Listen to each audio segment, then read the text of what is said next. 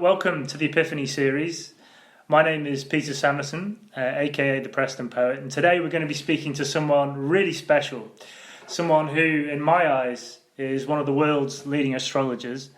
Welcome, Pam Gregory. Thank you. Delighted to be with you, Peter. It's an amazing to have you here. I've been wanting to interview you for so long. Firstly, Pam, how did you initially get into astrology? Yes, I stumbled into it, thank goodness. After university, I'd emigrated to Toronto. I joined a yoga class in the first week, and there was a guy there that somebody else who was going to the yoga class said, he's an astrologer. Wonderful black guy called Aster, which is quite funny because in Latin that means star. So I went up to him at the end of the class and I said, look, I know nothing about astrology, but I'd love you to do my chart. And I went to see him a week later, and I spent 7 hours with him.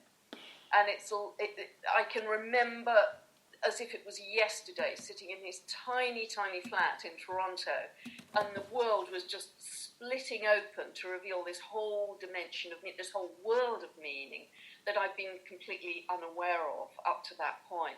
And that was the beginning of my very long and continuing forever lifetime journey with astrology. But one of the interesting thing was he recorded on tape at that point. This is a long time ago. He recorded the session on tape. And in a house move, I lost the tape. But after spending 5 years in Toronto, the winters got to me and I was coming back to the UK. And I was actually packing up the flat and I came across the tape again. So I was playing it as I was packing boxes. And it said, September the 4th, 1979 will be a major turning point in your life. And that day was September the 4th, 1979. So that was the day I was leaving Canada. And he then said October the 30th that year will be a significant high in my life. And on that date, I was sitting at 19,000 feet in the Himalayas. Wow. So it was a very literal high. So from that point on, it was just compulsive. And through the last 45 years, I haven't really stopped. I did have a normal day job for 35 years, but astrology has always been a passion in my life. Yeah. I mean, from what you know now, you must realise that wasn't a coincidence that you read that on the day that you were having the epic change in your life. Yes, I mean, it gets quite funny because the synchronicities and, the literal symbolism and how it plays out. I mean, you've just got to laugh sometimes because you feel as if you're sort of in the magic zone with secret information, so it's really fun as much as anything else. Wow.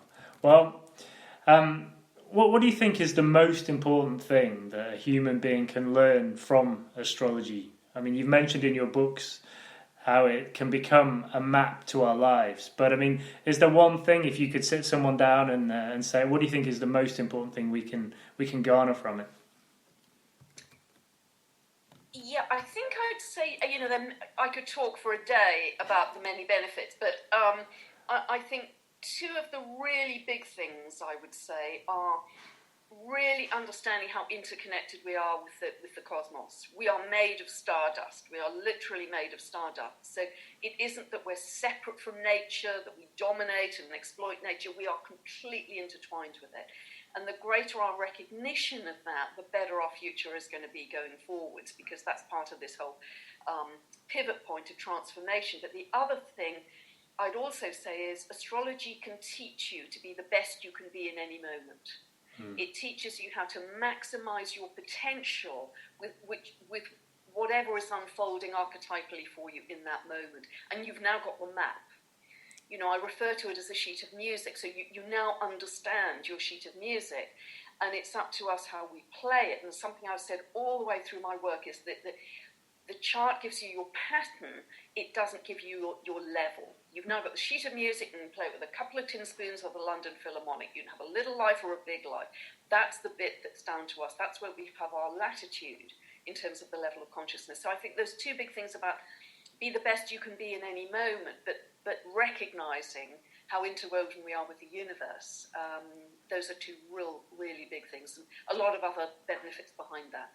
Yeah, when you say you've got a different level potentially, how can you guarantee that level is at the highest possible path, or is that another of the mystical things that we have to find out as well? I think it is, and it's really down to your own discipline. It's very interesting. I've now been doing this so long, very commonly I've seen two charts that are quite similar between people. They're born roughly the same time, the same geography, etc.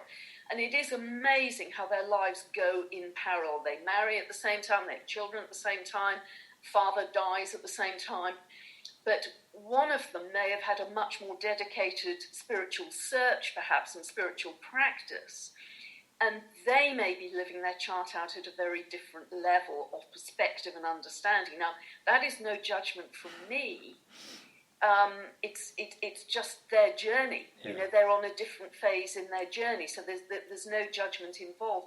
But it's fascinating to see that the chart is not fated in that way. I mean, if you look at Hitler's chart, he had a jolly nice chart. His ascendant and sun sign are both ruled by Venus, planet of love. Wow. So clearly there was a frequency problem.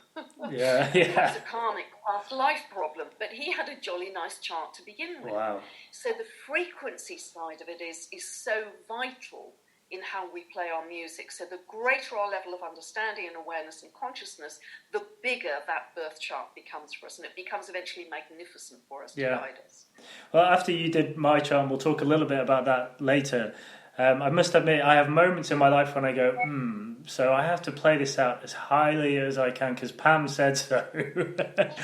And sorry. No, yes, thanks for that. No, so I think, but what should I do? And I think, is it that I need to meditate more? Is it? But I think you answered it there by saying that the level of consciousness that we choose to live at, and that ultimately is, living in our truth and walking our truth, speaking our truth, and I guess meditating, but not becoming consumed by the need to constantly higher our level, because otherwise that becomes a bigger story than actually living your life, which is not the way it's meant to be, I guess. Absolutely, and I think it's really just about living from the heart. Right. Just living from the heart, and everything you do kind of check back into the heart. Living from love, living with kindness, living with compassion, and those are kind of quite simple principles. And I know life gets incredibly complex on the outside, and particularly at the moment this year, but if we just keep living life from the inside out rather than the outside in, because particularly this year, which is very challenging, if you're living it from the outside in, you're just kind of the rubber hitting the road, the kicks and knocks of, you look at the news and your frequency goes down. I haven't turned on a television in many months. So it's living from the inside out with love, compassion and kindness, and that will be your guide really in every moment. Yeah. The irony is here though that sometimes life doesn't tell you to do that, does it? Because if I'm just speaking about conversations I might have had with my boss, with my mother, who's not been very well, I'm often getting told by other people to go the other way, saying you shouldn't be doing that, because I'm coming from here, my heart, and because to me my heart says do this, but my mind and the other people are saying, no, you should do this because that's the way you were brought up, young man. I think you have to trust your own inner guidance. We're all unique individuals, and you just have to check in. And I often use a pendulum. Right. If I'm not completely sure, I'll use a pendulum or my dowsing rods, and they kind of extend or expand my intuition. Sure. And that's getting very, very reliable now, so I will trust that, because it's still my own internal guidance. Yeah. It just becomes more obvious with the pendulum or the dowsing rods. Wow. Okay, so everyone buy a pendulum. And it's so simple, it's such a simple thing to do. Show me yes, show me no. Is this good for me? Is it, da-da-da-da. So that is so elementary, and we can use that all through our lives if you don't feel you're getting a loud enough voice in your intuition. Ask your dreams. Almost every night as I fall asleep, I'll ask my dreams for an answer. Show me the answer to A, B, and C. Show me the next step. What's in my highest good. And it's amazing how often you get really quite surprising answers coming through. Wow. Well, thank you for that. That's a great tip. So here's the big question, something I've been wondering for a while, especially since reading your books. Now, astrology used to be one of the key sources of information for so many leaders in the past. Why did it fall so far out of favour? Very interesting question. Great question, actually. I mean, astrology, just as background, as you know, Peter, is 6,000 years old. It started in ancient Mesopotamia, sadly now modern-day Syria. And because people were living there very open to the skies, they didn't have cinema, computers, they used to tell each other stories about the gods that lived on the planets, and they developed stories that became myths. And those myths are the same myths I use today in the archetypes every day in people's birth charts. So, it's just amazing, isn't it? 6,000 years old. And so astrology developed all the way through society, really. It became part of medicine. You couldn't practice as a doctor in the Middle Ages without understanding the four humours and astrology. It was intertwined completely with the mystery schools. It was one of the foundational subjects for enlightenment. It was also always part of university curriculum with theology, etc. And across really till the 1600s, in every royal court in Europe, an astrologer was part of their decision-making team. Even in the papacy, they had astrologers. So, it was a really revered subject. It was academic, people of higher learning, people of higher qualifications had to understand astrology to operate in life. And the real crunch time came really with, because astronomy was completely intertwined with astrology. You couldn't be an astrologer without being an astronomer. The subjects were completely together.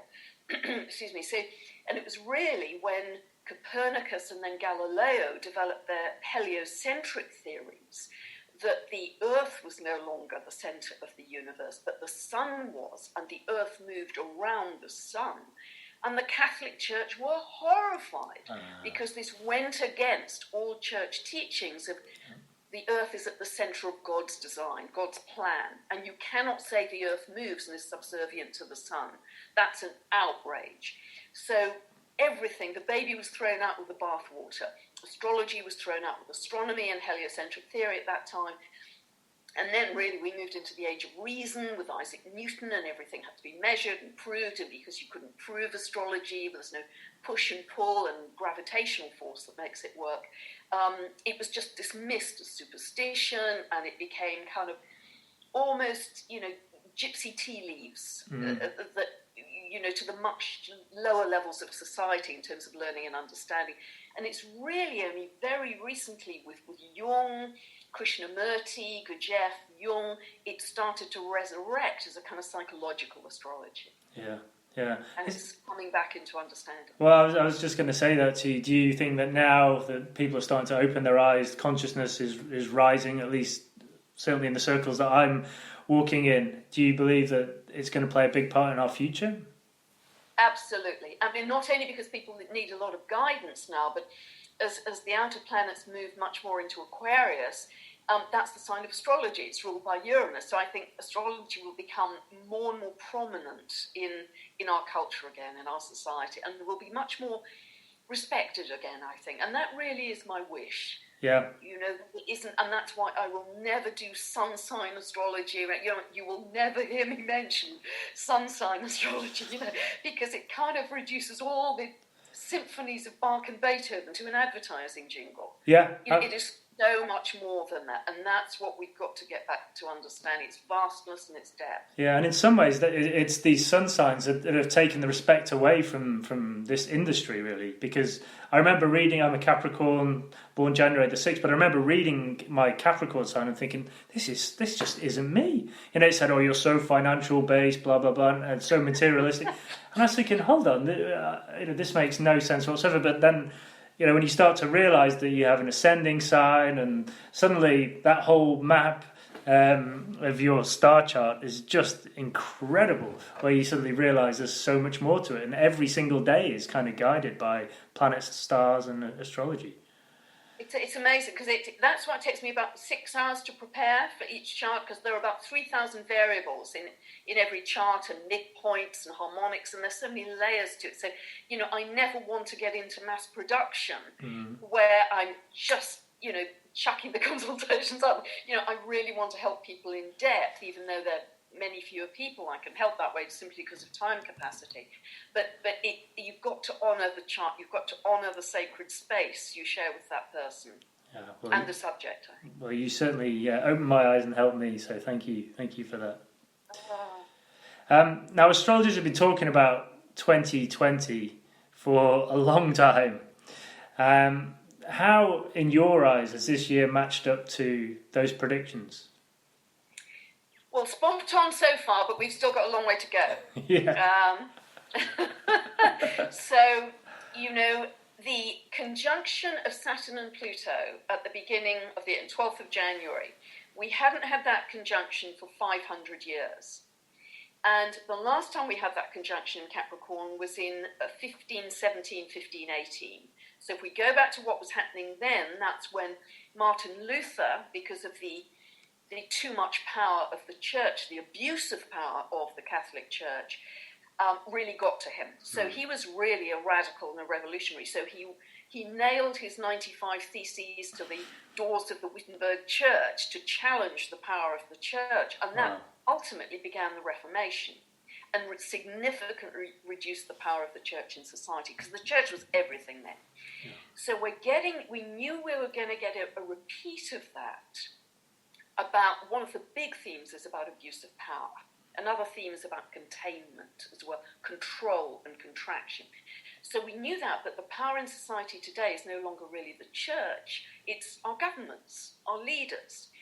And in Capricorn, it's very much a top-down vertical structure, the elite that really favour inequality, because they want to keep on with their elitism and their wealth and da-da-da. So it's a very top-down structure of governments and leaders telling us what to do, what we can't do. It's also things like corporations and institutions. And in my very long monthly newsletters, I'm seeing how other establishment parts of society, like even our royal family, are being significantly challenged. So we knew it was going to be about more control, more power from the top. We didn't quite know how that was going to happen.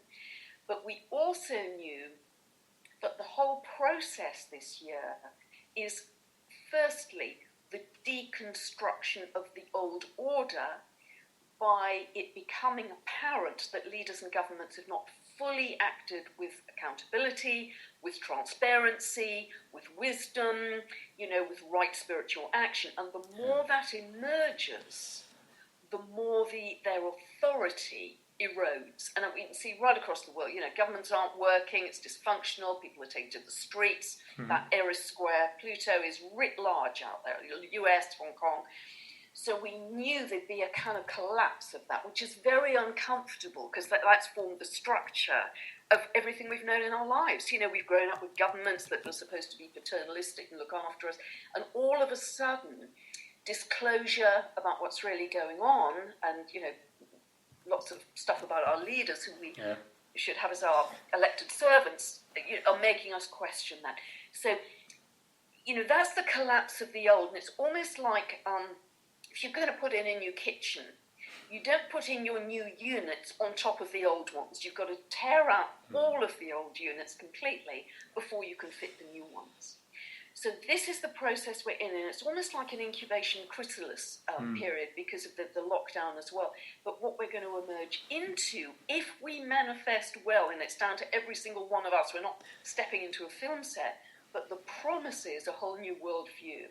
Right. Which is much more humanitarian, much more equitable, much more compassion, much more horizontal as opposed to vertical as we get into December, into next year, and really over the next few years. It's not all going to be sorted in December by a long way, but we start a different period with a little less density, a little less contraction. And it will take another few years, I think, till about 23, 24. But we're in that process of deconstruction. So whether it's what's true, what's not, this shifting truth about can we believe and why should we believe anyway, plus the riots on the street, which I think will get much more intense in the second half. All of that is happening too. So very strong outer events. So just keep going inwards. Yeah. You can't fix all those problems through logic. Yeah. So just go inwards and create, because that's where the creation happens.